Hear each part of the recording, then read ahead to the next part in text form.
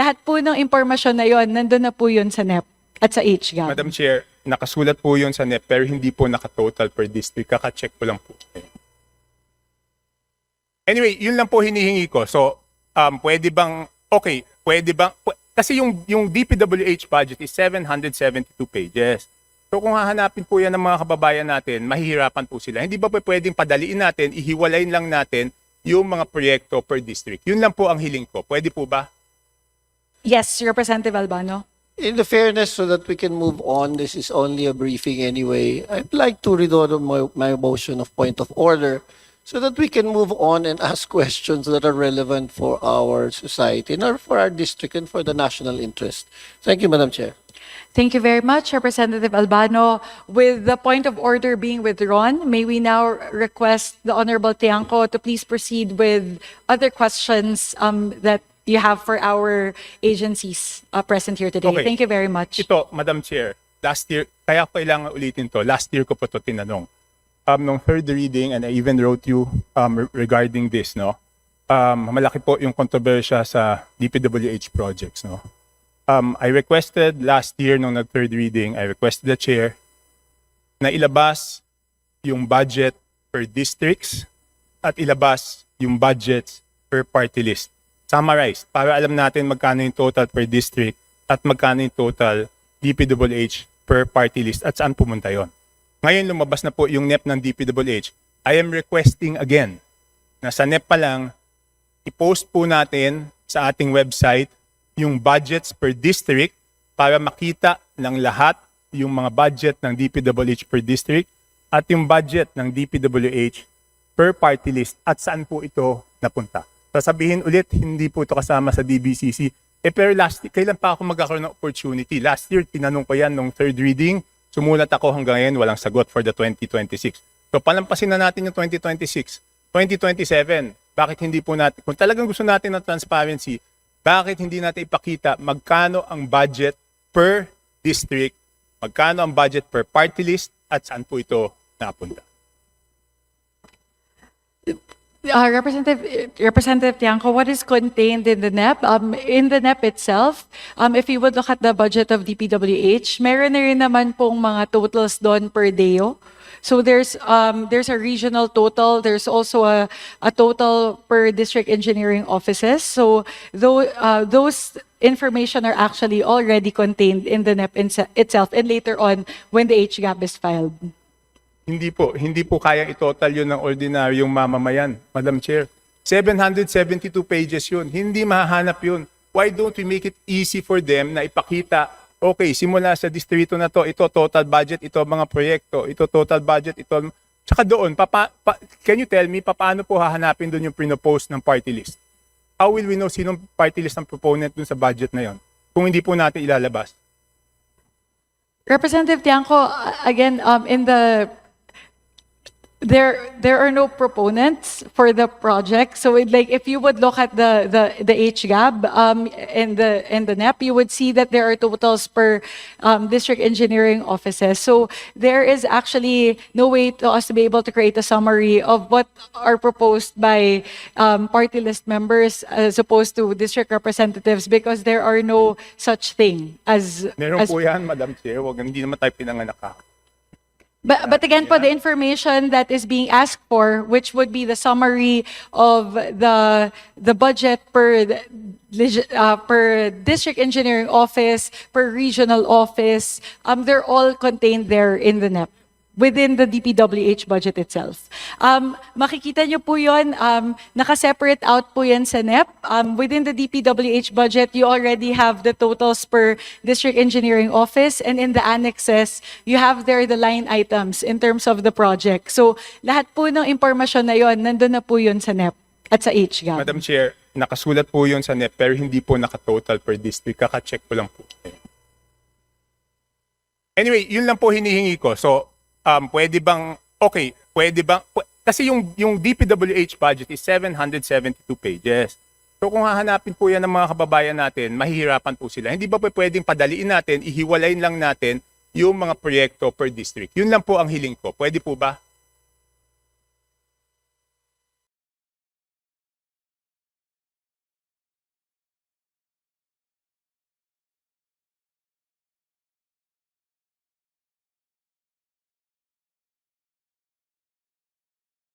May I defer for the answer, the expert on the matter, the Vice Chairperson of the Committee on Appropriations, defending the budget of the Department of Public Works and Highways, Representative Romeo Momo, to respond to the query of the Honorable Chanco. Yes, Madam Chair, thank you. Ang totoo lang, in every DEO, mayroon tayong total budget and then mayroon ding naka-line ng mga projects, no? So, ang ibig sabihin siguro ni Honorable Chanco is yung mga nakalagay ng mga project ang ipa-scale natin, ano, i-post natin. But yung projects na yun madaling hanapin sa mga DEOs, no? DEOs natin, in fact sa mga accounts ng mga DEOs, yung mga yung Facebook accounts ng mga DEOs, nandoon naka-post yung ating mga projects. Madam Chair, hindi po para sa atin yun, para sa kababayan natin, para madali nilang makita. Hindi po para sa akin. Dahil tayo, pag hiningin natin sa DO, ibibigay. Pero may mga projects po na nasa NCR, nasa region, hindi po siya nakatotal per district. Pero dapat yun, pasok dun sa district. So ang hinihingi ko lang po is pagsamahin, simplihan, para makita ng kababayan natin ano po yung budgets per district. Yun lang po. Well, I think, Madam Chair, yung pinapost naman din ng mga regional offices at saka region is not for us, congressmen, but it is for everyone, especially doon sa constituents natin, doon sa ating mga distrito. Madam Chair. Madaling ma-access po yon sa lahat ng mga DEOs, mayroon silang mga publications, actually. Madam Chair, very quick clarification with the question of Kong Chanco. Yes, given that the time of the Honorable Tiangco is up, yes, I would now like to recognize Just a very Deputy quick- Speaker Janet Green. Quick clarification para lang pong malinawan. Hindi po kasi magkapareho ang DPWH District Engineering Office vis-a-vis sa Congressional District Office. And sometimes it's a misnomer kasi yung ibang congressional district, akala mo halos walang budget, but actually hindi kapareho nung District Engineering Office and yung Congressional District Office. So if I may, Madam Chair, may we request for purposes of answering the Honorable Chanco that he be instead furnished a total allocation on a regional basis that will be more reflective of equitable distribution if indeed it is. Madam Chair, since the Honorable Garina replied to my manifestation, can I be given a chance to reply? Yes.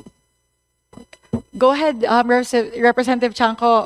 We'll give you, with the indulgence of the other House members who are listed for interpellation, may we give the Honorable Tiangco time to manifest? Would that be amendable? Okay. With the concurrence of the other House members, Honorable Tiangco, go ahead po. Madam Chair, the only reason I will manifest is because there was a reply, no? Otherwise, I would have been finished. No, yun lang nga po. It's exactly the reason why. Kasi nga, iba po yung District Engineering Office, iba po yung Congressional District. Kaya nga, ang sinasabi ko, palabasin kung ano yung budget per Congressional District. Kasi nga po, yung per District Engineering Office does not mean na yun po yung budget sa distrito na yun. So yung sinasabi po ni Congresswoman Garin, yan po ang precise reason na gusto ko hiwalay siya per district. Yun lang po, Madam Chair. Thank you, Representative Tiangco. Thank you, Representative Garin. We will again relay this. Madam This is a Chair. matter for DPWH. Madam Chair, Yes, Representative Arisa. very brief interjection. Importante lang po. I think the DBCC can answer that question. Kasi dumadaan lahat ng budget, binabawasan nga nila yung allocation. For example, for DPWH, may mga regional, national, district allocations. So ano pong basis ng DBCC? Anong parameters in determining ano yung mga proyekto na importante in terms of need, in terms of population, in terms of land area? Ano po ba ang basis nitong mga allocations na ito per district, per region, at yung mga national projects? Meron po kayong parameters niyan? Okay, we'll allow Secretary Kim to respond very quickly, and then we'll move to our next interpellator from the majority. Go ahead, Sec Kim. Madam Chair, Your Honor, as to the evaluation metric used, well, number one po, ang as per our evaluation, ang natanggap po natin ng mga proposal mula sa DPWH ay naka-arrange according to the implementing unit, which are district engineering offices. So ito po yung ating ginamit sa pag-evaluate, gayon din po sa paglagay po at pagrekomenda ng amount na napunta po sa National Expenditure Program.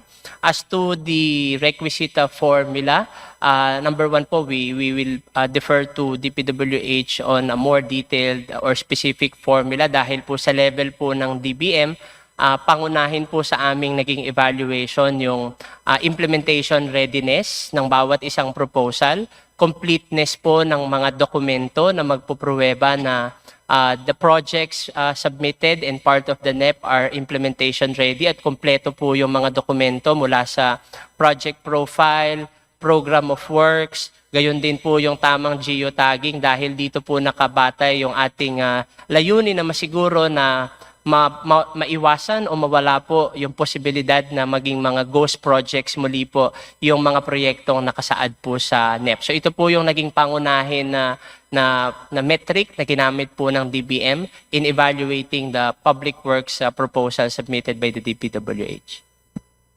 Thank you. SecChem will now move to our next interpellator from the majority, Representative Salvador Plato. Thank you, Madam Chair, to our dear colleagues and our esteemed guests from DBCC and their staff. Magandang hapon na po sa inyo lahat. Madam Chair, alam naman natin na